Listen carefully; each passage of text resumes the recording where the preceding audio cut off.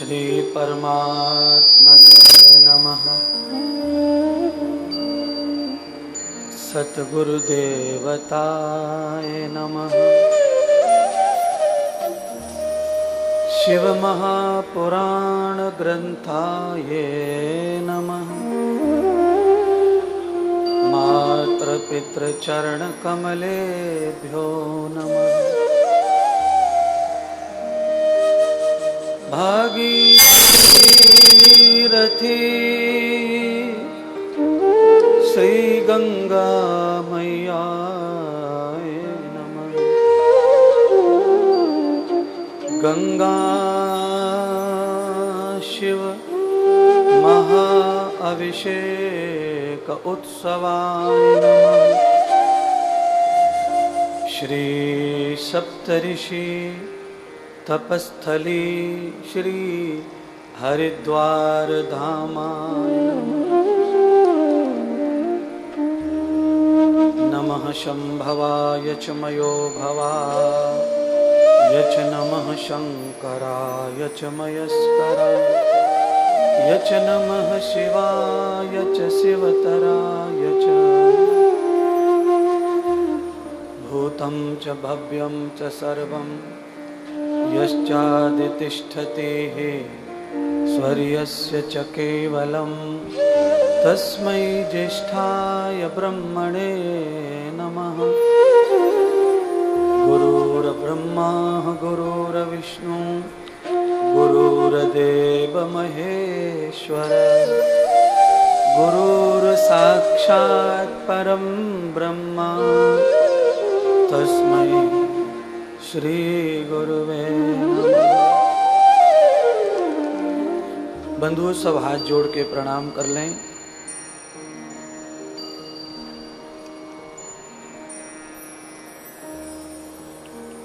जीवन के तूफानों में प्रभु तुम ही एक सहारा हो। डगमग डगमग डोले नहीं तुम ही नाथ किनारा। तुम चालक हो इस नैया के तुम ही एक पथवारा हो। नमस्कार भगवान तुम्हें का बारंबार हो। नमस्कार भगवान तुम्हें भक्तों का बारंबार हो। नमस्कार भगवान तुम्हें भक्तों का बारंबार हो।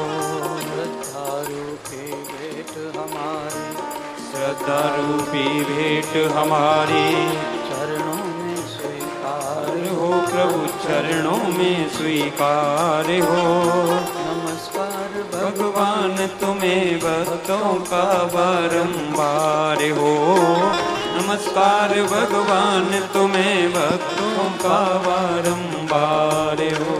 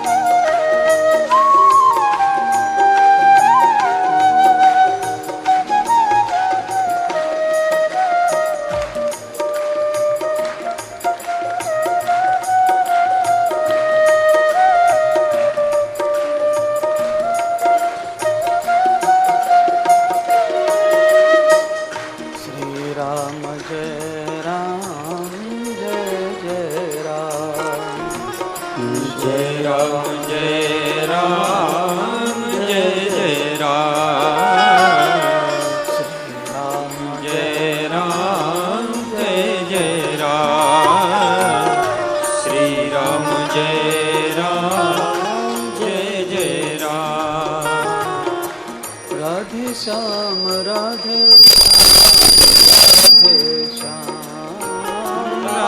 श्याम राधे श्याम श्याम राधे श्याम राधे श्याम राधे श्याम राधे श्याम राधे श्याम राधे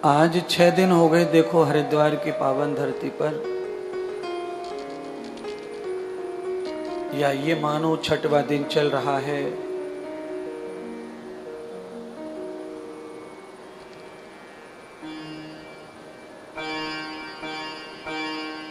और हम निरंतर पुण्य कमा रहे हैं।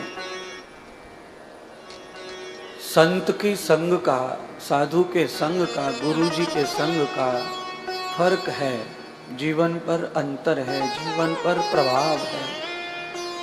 क्या प्रभाव है? जो लोग कुछ खर्च कर रहे हैं वो पुण्य कमा रहे हैं, और जो लोग साथ में आए हुए हैं वो भी उनके साथ पुण्य कमा रहे हैं।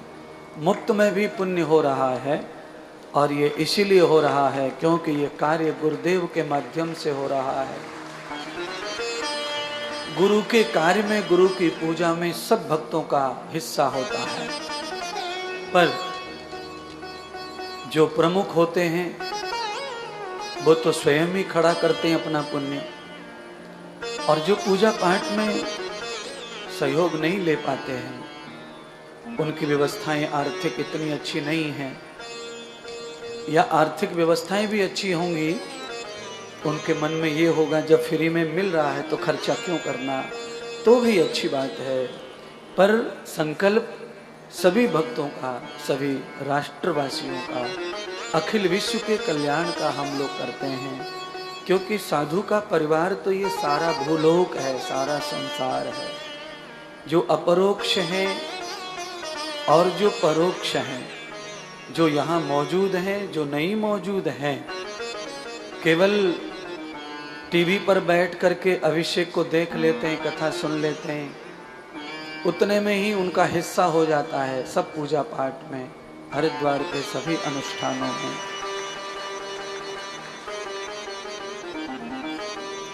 देखने भर से आनंद उत्पन्न होता है, और देखने भर से क्रोध भी उत्पन्न होता है। आपके मन के अनुकूल आप जो सोच रहे हैं वैसा ही हो जाए तो बहुत अच्छा लगता है। आप जैसा सोच रहे हैं अगर उसका उल्टा हो जाए तो बहुत बुरा लगता है। केवल बुरा लगता है पर बुरा होता नहीं है। मन के अनुकूल ही हम पसंद करते हैं। जो कुछ हम सोचते हैं वही वही हो, पर ऐसा कभी संभव नहीं है। जो आप सोचें वैसा ही हो, ऐसा कभी नहीं होगा।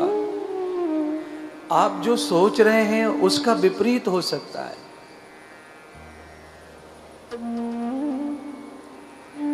घर से निकलकर कौन सोच के निकलता है कि आज एक्सीडेंट होना चाहिए, हो जाता है, मर भी जाते हैं, नहीं मरते ही तो टूट फूट जाते हैं, पूरा शरीर कंडम हो जाता है।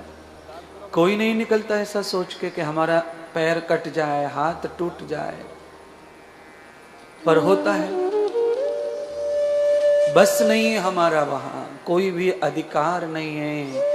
हमारी भविष्य की जिंदगी पर हमारा कोई अधिकार नहीं है। सब कुछ हमसे किसी दूसरे हाथ में हमारी जिंदगी है।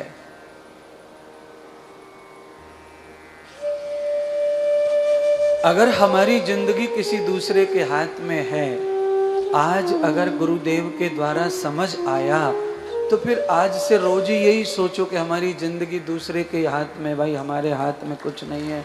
तो कम से कम गधा घोड़ा तो नहीं कहलाओगे, मूर्ख तो नहीं कहलाओगे, कम से कम इंसान तो कहलाओगे कि भाई इसने माना तो सही कि जिंदगी अपने हाथ में नहीं है।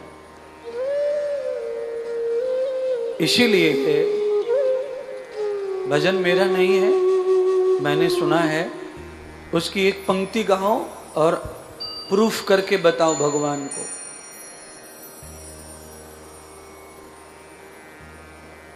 मेरा जीवन है तेरे हवाले, मुरलिया वाले, जीवन है तेरे हवाले, वाले मुरलिया वाले, जीवन है तेरे हवाले मुरलिया वाले, जीवन है तेरे हवाले मुरलिया वाले, जीवन है तेरे हवाले मुरलिया वाले, जीवन है तेरे हवाले मुरलिया वाले।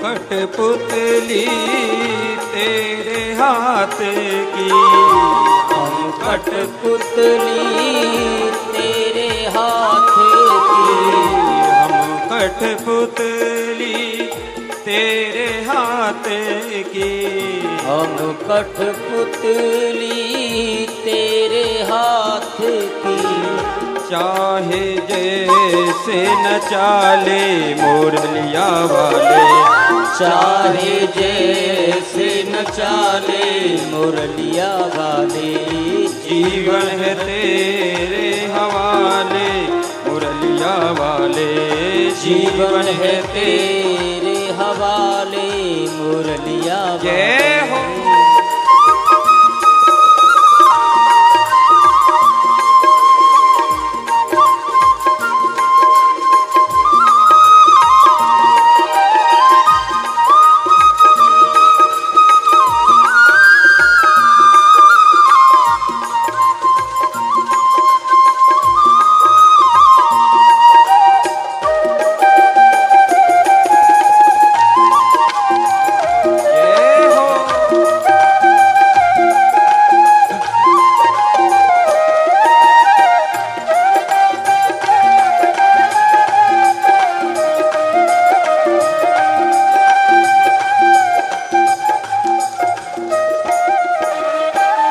हम हैं बंसी तेरे अधरों की, हम हैं बंसी तेरे अधरों की, हम हैं बंसी तेरे अधरों की, हम हैं बंसी तेरे अधरों की, चाहे जैसे बचा ले मुरलिया वाले, चाहे जैसे बजा ले मुरलिया वाले, जीवन है तेरे हवाले मुरलिया वाले, जीवन है तेरे हवाले मुरलिया वाले, जीवन है तेरे हवाले मुरलिया वाले, जीवन है तेरे हवाले मुरलिया वाले।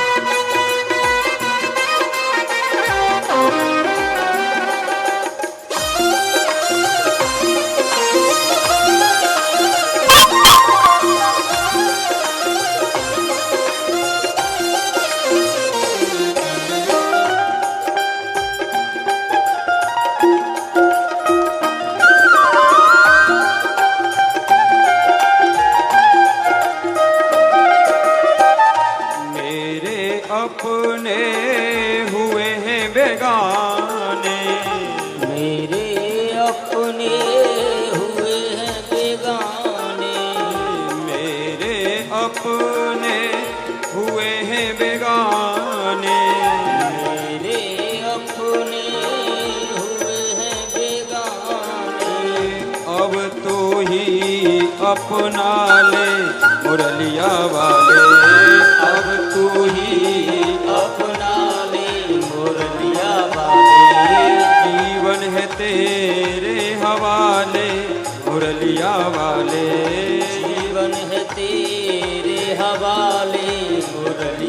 वाले, जीवन है तेरे हवाले मुरलिया वाले, जीवन है तेरे हवाले मुरलिया वाले, जीवन है तेरे हवाले मुरलिया वाले, जीवन है तेरे हवाले मुरलिया वाले, जीवन है तेरे हवाले मुरलिया वाले, जीवन है तेरे हवाले मुरलिया वाले, जीवन है तेरे हवाले मुरलिया वाले, जीवन है तेरे हवाले कृष्णा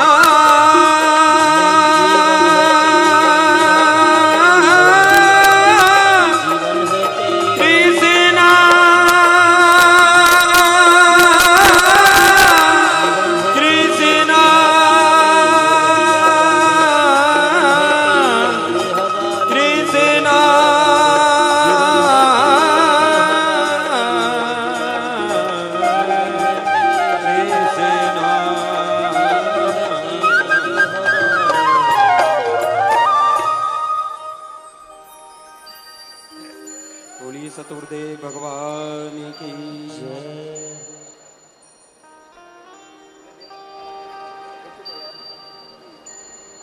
मैं हूँ पुतली तेरे हाथ की, चाहे जैसे नचा ले मुरलिया वाले, ये जीवन है तेरे हवाले मुरलिया वाले। देखिए भगवान ने कहां से तार जोड़ दिया है। मैं आपको जो बताना चाहता हूं वैसा ही भगवान ने ये भजन की पंक्तियां भी भेज दी।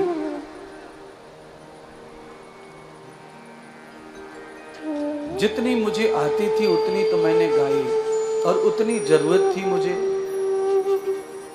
पर बाद में और अंतरा गाए तो उसमें और सच्चाई नजर आई, भजन में और सच्चाई। इसीलिए हम शिव पुराण की समापन की जो आरती गाते हैं, जय जगदीश हरि वाली, उसमें भी यही लाइन है, तेरा तुझको अर्पण। हाँ, आता है, आपको आता है तो एकदम जोर से बोला करो उसको, पीछे की लाइन को दोबारा रिपीट करेंगे अपना, तेरा तुझको अर्पण क्या लागे मेरा। हाँ, ऐसे बोला। पीछे टीचर के पीछे बच्चे ज्यादा होते हैं क्लास में तो आवाज ज्यादा जानी चाहिए। पुराने जमाने में स्कूल की आवाज अगर प्रधान जी के घर नहीं गई तो स्कूल में आ जाता था झगड़ा करने कि क्या चल रहा है स्कूल में, पढ़ाई नहीं हो रही है स्कूल में। क्योंकि प्रधान और सरपंच के अंडर जो है स्कूल हुआ करते थे पहले। तो पहले स्कूल की आवाज सरपंच के घर तक जानी चाहिए थी तो जाती थी। तो आज हमारी आवाज कम से कम हर की पौड़ी तक जानी चाहिए, पीछे वाली लाइन की। बाकी तो जा ही रही है पूरी दुनिया में टीवी पर, तो पीछे वाली जो लाइन है उसे अच्छे से बोला करवा। और मैं बुलवाता वही हूं जो तुम्हें आता है।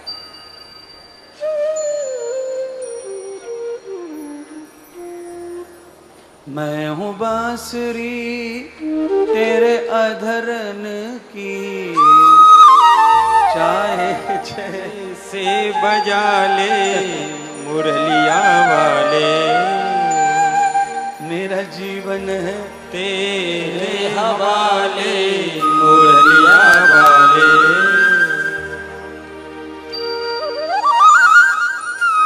अब ये जो भजन यहाँ बोलने में गाने में जैसे तुम्हें अच्छा लग रहा है, और ऐसे ही ये माथा घर पे भी फूटे तुम्हारे तो क्या परलय हो जाएंगे है?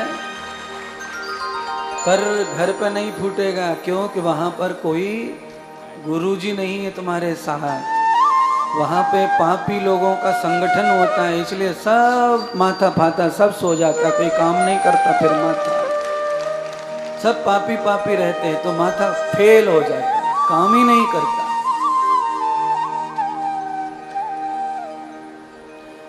ये भजन का मतलब ये है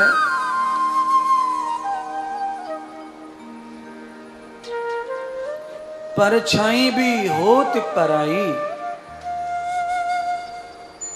परछाई भी होत पराई, सुख की आस करो ना भाई। ये जगत बड़ा दुखदाई, सुख की आस करो ना भाई। ये भी सूरदास जी का ही पद है। कल मैंने सूरदास जी का एक पद उठाकर व्याख्यान किया था, आज मैंने सूरदास जी को थोड़ी देर में लाया।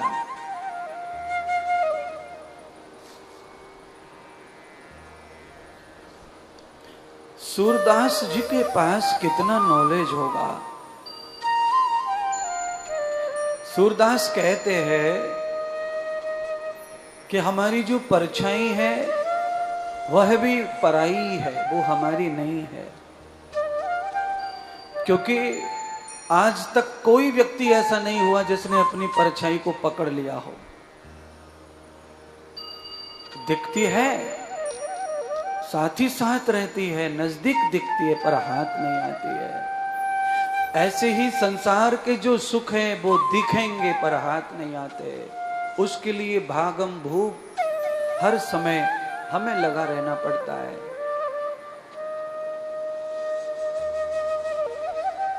सुख की आस करो ना भाई, ये जगत बड़ा दुखदाई।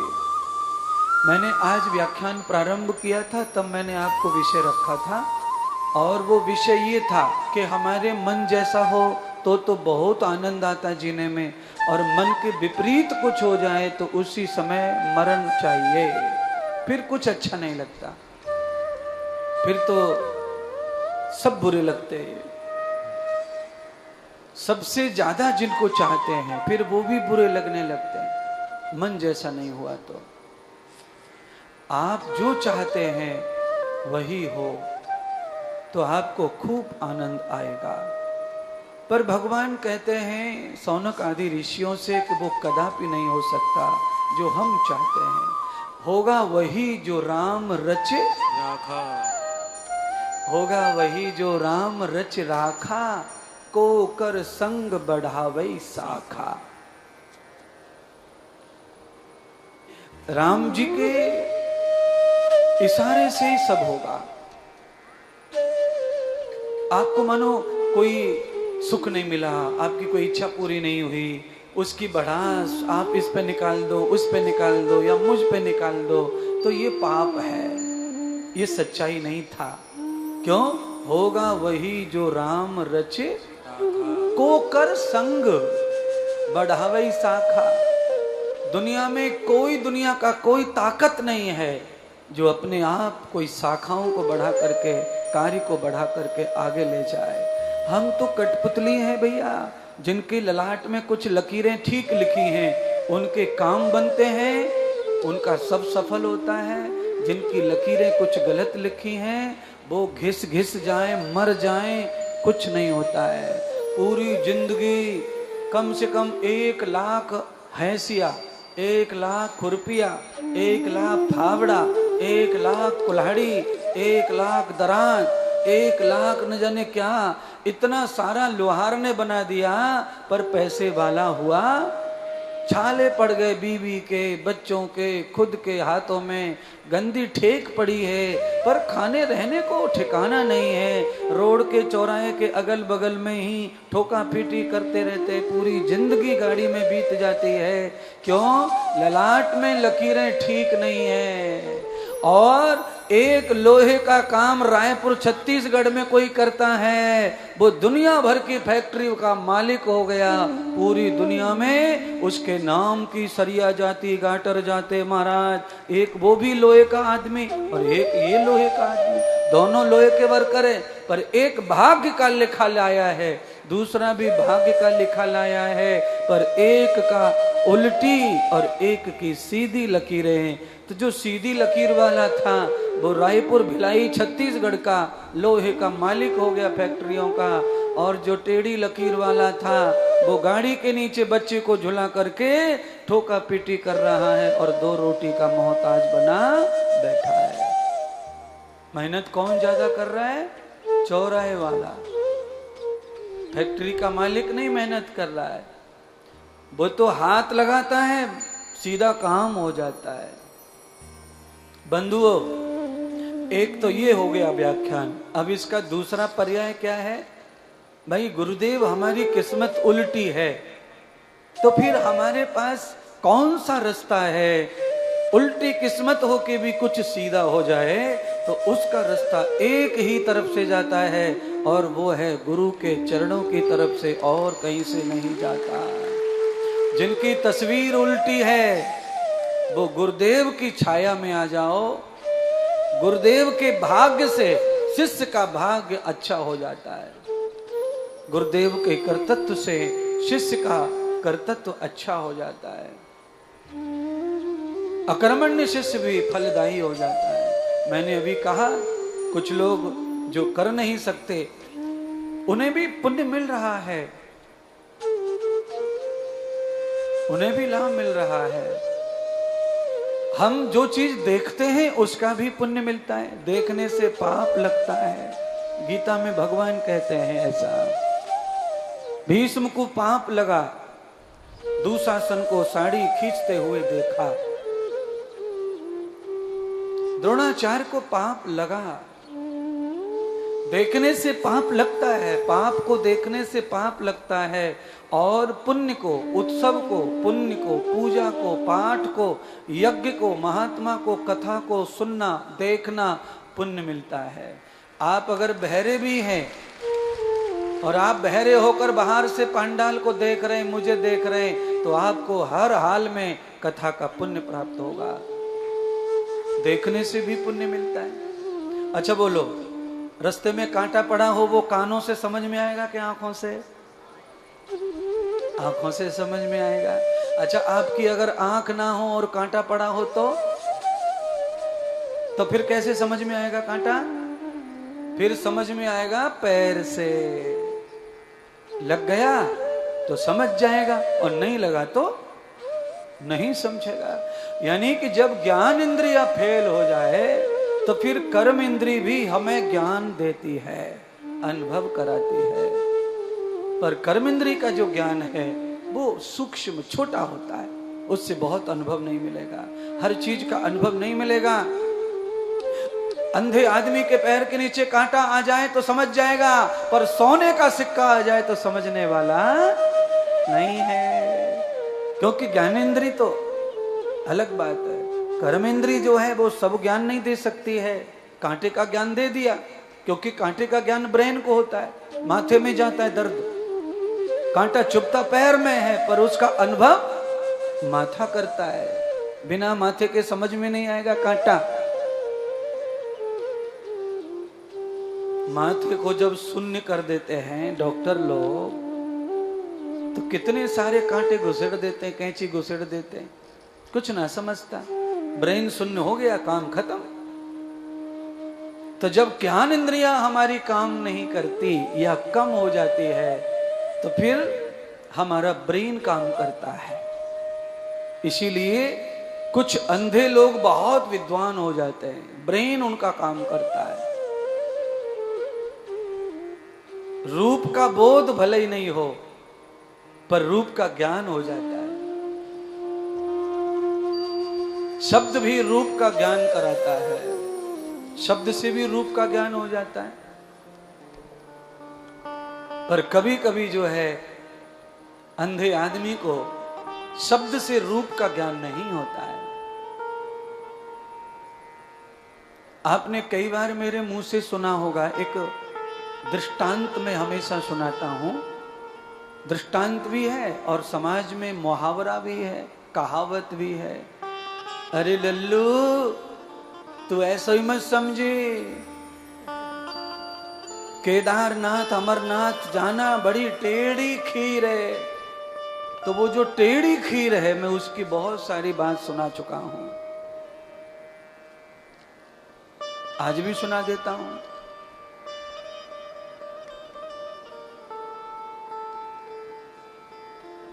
बहुत सारे महात्मा भोजन भंडारे के लिए गए। उनमें से एक महात्मा थोड़े आंखों से अंधे थे, वो नहीं गए।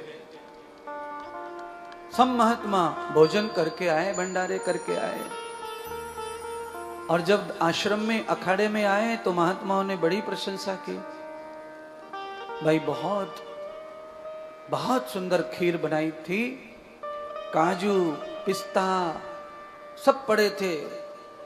खीर क्या खुशबूदार थी, कितनी मीठी थी, कितना आनंद दे रही थी। अंधा महात्मा जो गया नहीं था खाने के लिए, उसने कहा भाई तुम सब लोग खीर की प्रशंसा कर रहे हो, भाई ये खीर कैसी होती है खीर?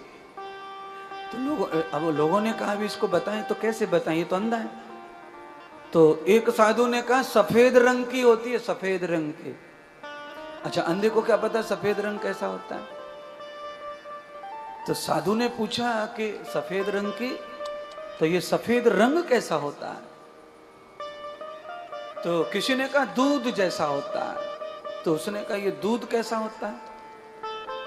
तो एक महात्मा मेरे जैसा था, थोड़ा खोपड़ी फिर गई उसकी। तो महात्मा ने कहा ये अंधा ऐसे नहीं समझेगा, इसके हाथ में पकड़ाओ खीर तब समझेगा।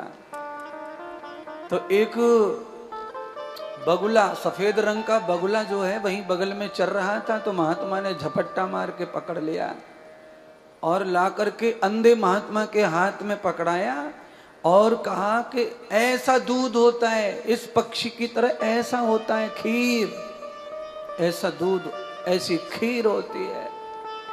अंधा महात्मा बगुले के ऊपर हाथ घुमावे, गर्दन पे, चोंच पे, पैरन पे, पीठ पे। अंधा महात्मा बोला अरे रे रे रे रे महाराज, खीर तो बड़ी टेढ़ी है, ऐसी होती है खीर, इतनी टेढ़ी। तब से ये कहावत बन गई है, खीर बड़ी टेढ़ी है बेटा, ये सरलता से मिलता, सरलता से नहीं मिलता है। अब उनके लिए मैं छोड़ देता हूं रास्ता, आरक्षित करता हूं, फायदा कराता हूं। जिनका भाग्य ठीक नहीं है, जिनकी रेखाएं ठीक नहीं है, जिनका कर्तव्य अच्छा नहीं है, जो बहुत काम कर चुके हैं पर फेल हो रहे हैं, पास नहीं हो रहे हैं, कुछ अच्छा नहीं हो पा रहा है लाइफ में, आर्थिक व्यवस्था ठीक नहीं है, तो भाई साहब आपके पास एक मार्ग है, किसी अच्छे महात्मा के शरणागति जाकर उनका सानिध्य ग्रहण कर लो। आपने कई कारों के पीछे लिखा होगा, देखा होगा, माता पिता की कृपा, गुरुजी की कृपा, पितरों की कृपा, ये सब लोग लिखते हैं। क्यों लिखते हैं? फ्री में लिख देगा कोई कृपा? बोलो, तुम क्यों ना लिख रहे? अपनी दुकान पे लिख दो कृपा फलाने की कृपा। कभी नहीं। जिनकी कृपा से होता है लोग उनका ही लिखते हैं। माता पिता से औलाद का जो भाग्य है वो बदल सकता है। गुरु कृपा से औलाद का भाग्य बदल सकता है। भगवत कृपा से औलाद का भाग्य बदल सकता है। सुदामा का भाग्य अच्छा नहीं था पूरी जिंदगी भर, तो सुदामा ने किसका सानिध्य लिया हुआ था? कृष्णम बंदे, उनका सानिध्य लिया हुआ था। तो क्या हुआ सुदामा की लाइफ में? अंतिम पड़ाव, बुढ़ापे का पड़ाव, सुदामा का दुख ही नहीं गया। बुढ़ापा सुदामा का सुधर गया। और वही मैं कह रहा हूं, जिनकी लकीर टेढ़ी है, जिनका रहना खाना सब कुछ कमजोर है, उनको भगवान का सहारा लेना चाहिए। उनका बुढ़ापा नहीं बिगड़ेगा, बुढ़ापा सुधर जाएगा।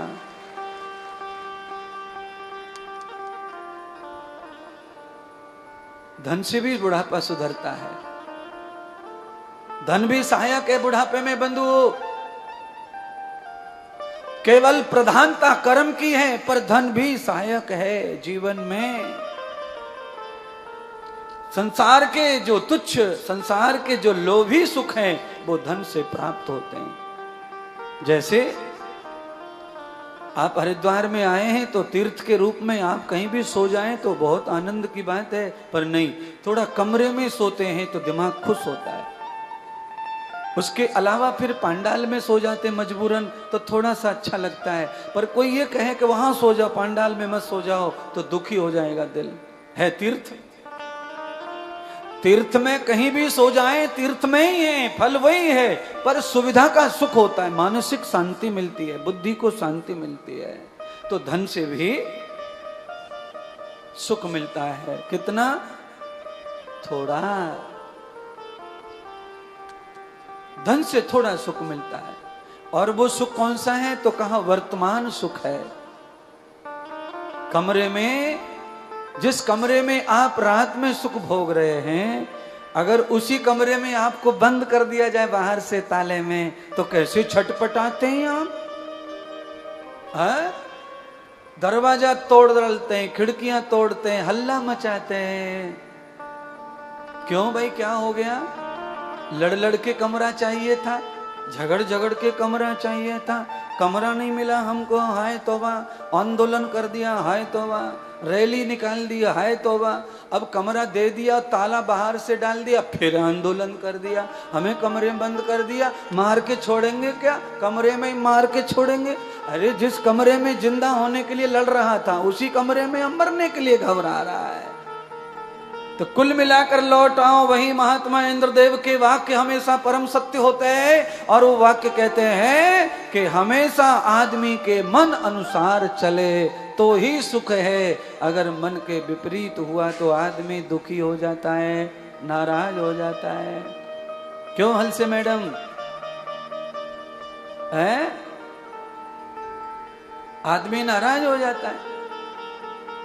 जो हम सोच के आए वही हो जाए तो बड़ा आनंद आता है, और जो सोच के आए हैं उसमें थोड़ी देर लग गई तो टेंशन आ जाता है। एक जैसा हमेशा नहीं होगा, इसमें कोई दोस्त तुम्हारा भी नहीं है और गुरु जी का भी नहीं है, पर एक जैसा कभी हो सकता नहीं है। अच्छा बोलो, आप कितने दिन से रोटी बना रही हैं? एक जैसी बना सकती हो?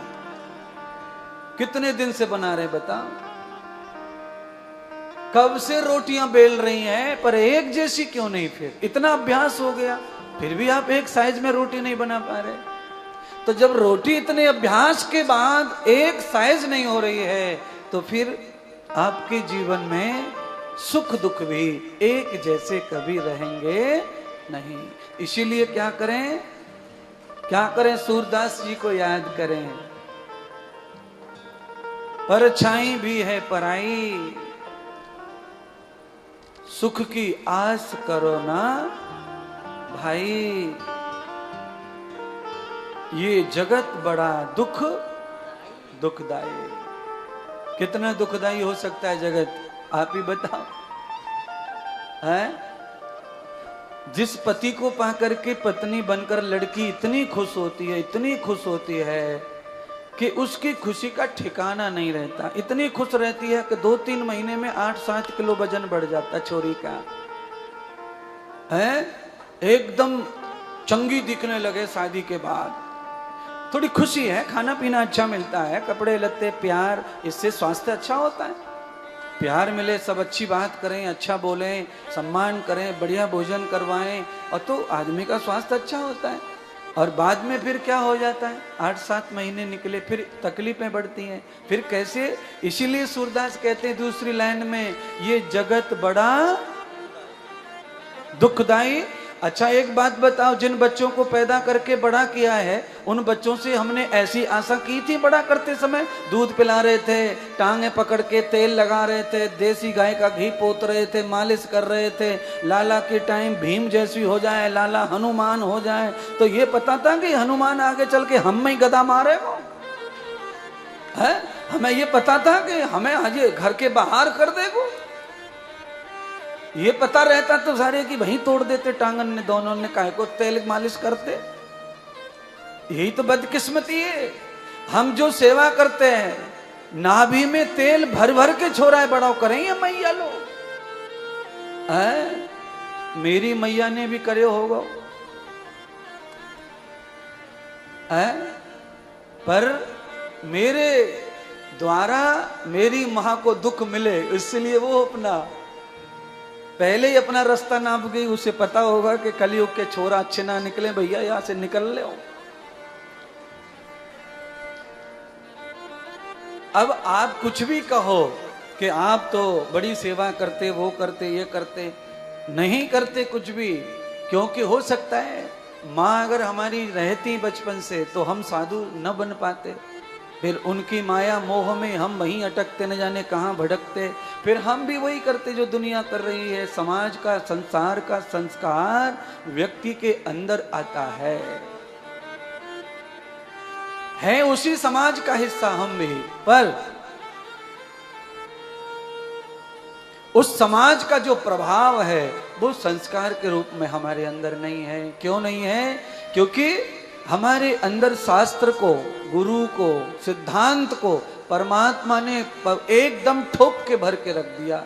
इसीलिए संसार की कोई भी ऐसी चीज जिससे समाज का, धर्म का नुकसान हो, वो हमसे कभी नहीं होती है, वो कभी नहीं होगी, वो नहीं होगी। समाज का, धर्म का नुकसान हो, वो कर्म कभी नहीं होगा।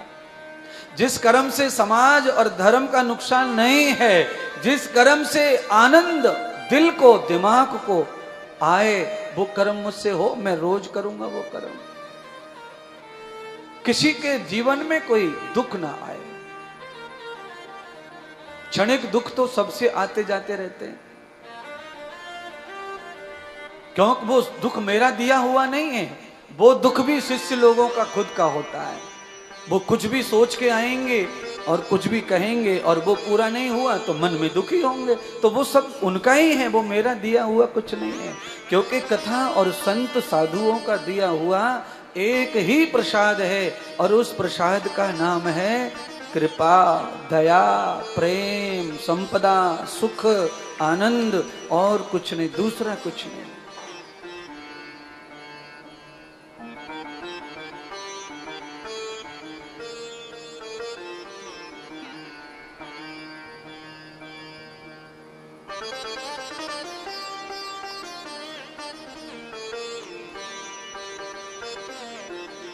इसीलिए जो बीत गया संसार, उसकी चिंता मत करिए।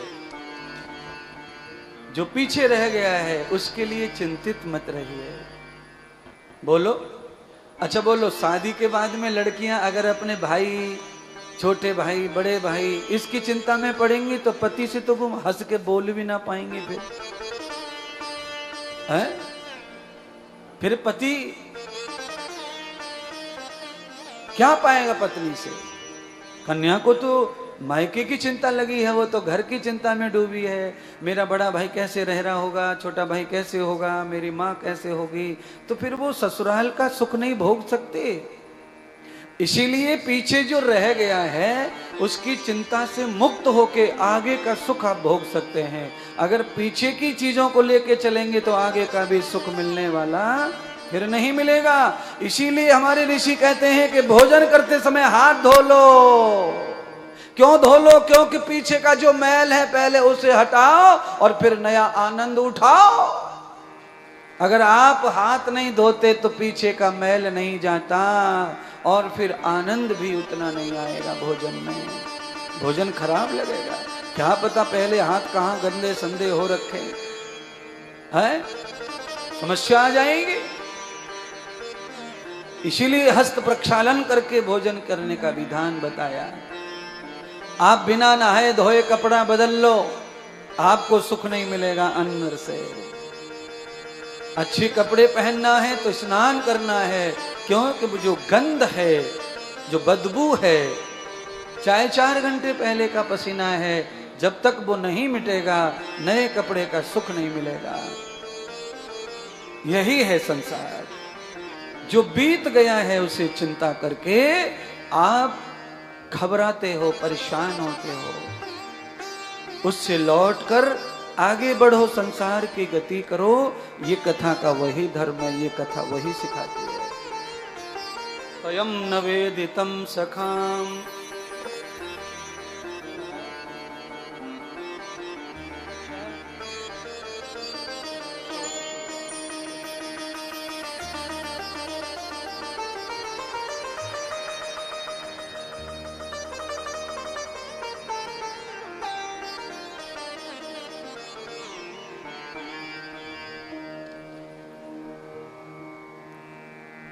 आपको थोड़ा नचा दूं, फिर कथा सुनाऊंगा। मन कर रहा है, मैं देख रहा हूं है?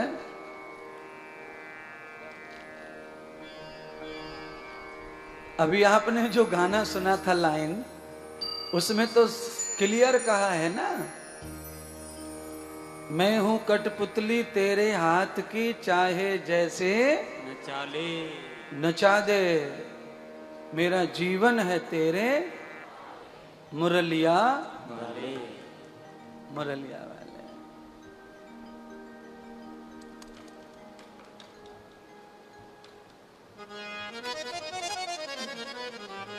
बोलिए सतगुरुदेव भगवान की जय। जोरदार चटकी लगाएंगे हैं? आपके कितने नेत्र हैं? 2। अच्छा अच्छा, नेत्रों का दूसरा नाम क्या है? अच्छा, हिरणी का नाम लेते हैं तो क्या बोलते हैं? नेत्र बोलते हैं कि कुछ और बोलते हैं? हिरणी जैसे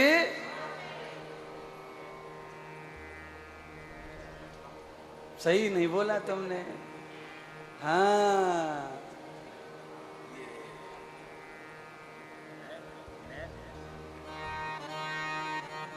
ओ भोले बाबा से मिला ले दोनों नैना,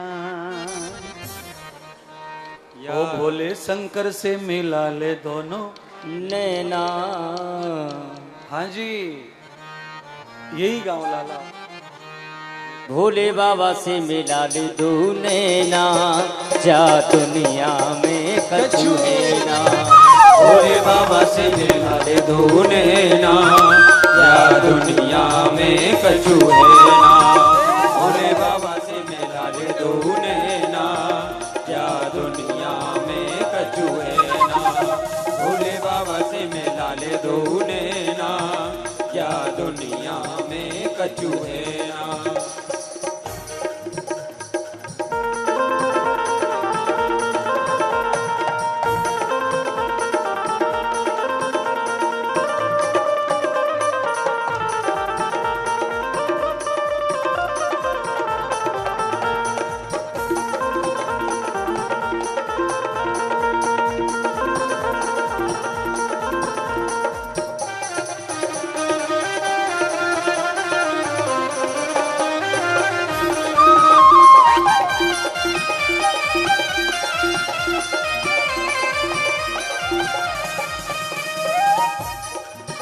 भोले बाबा से, भोले बाबा से, भोले बाबा से लगा ले दो नैना, जा दुनिया में कछु है ना।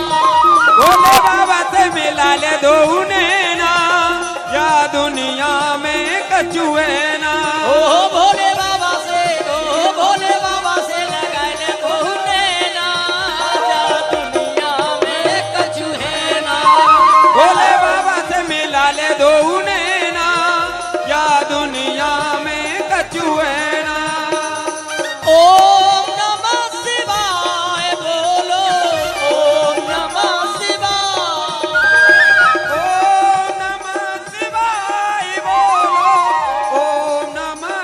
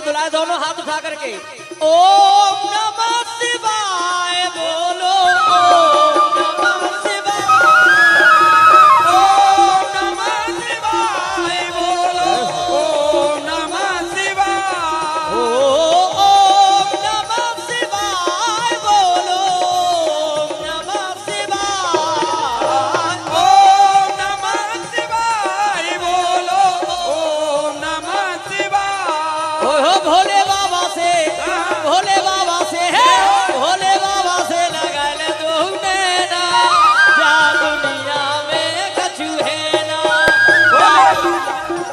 कछु है ना जा दुनिया में कछु है ना जा दुनिया में कछु है ना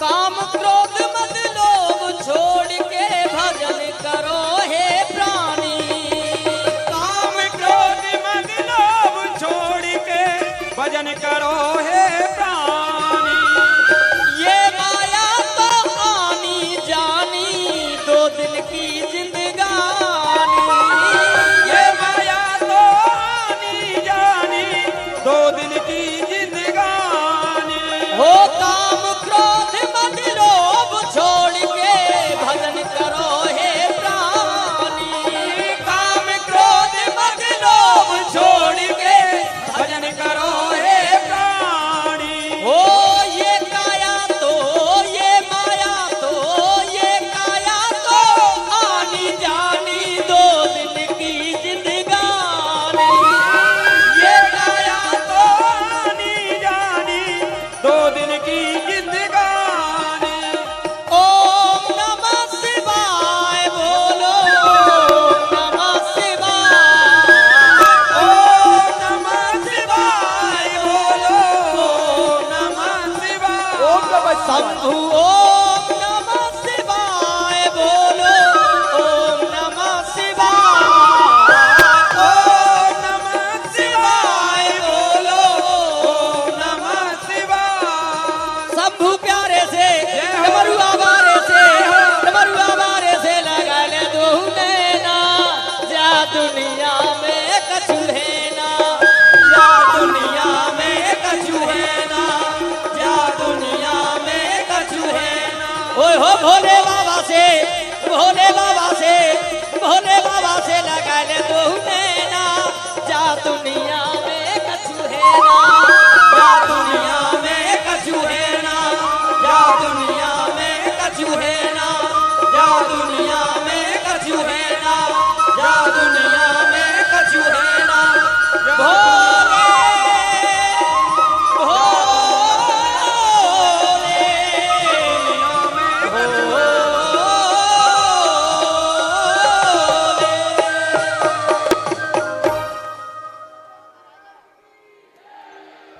शिव महापुराण की हरिद्वार धाम की जय हो नमः पार्वती पतये हर हर महादेव। ओ भोले बाबा से लगा ले दो नैना या दुनिया में कछु है ना